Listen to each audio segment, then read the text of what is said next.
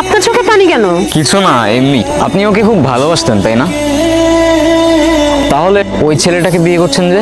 ওর সাথে আমার ফ্যামিলিগত বিয়ে, ওই যে দেশি কালচার, বিয়ে তো একটা করতেই হবে, সেটাই করছি। ভালো থাকবেন? হয়তো। আচ্ছা, আমার না চলে যেতে হবে, আমার হাতে আর তেমন সময় নাই। This is for you. আমার জন্য?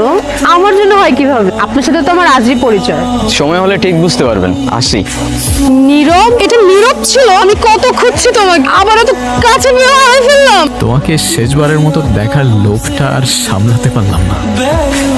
জানো, তোমাকে এত কাছে পাওয়ার পর তোমার থেকে দূরে যেতে প্রচন্ড কষ্ট হচ্ছে। আফসোস করে কি হবে বলো? ভাগ্যের লিখন কে খণ্ডাতে পারে? হয়তোবা পারে, জানি না। ভালো থেকো আর ভালোবাসা নিও আরো। নিজের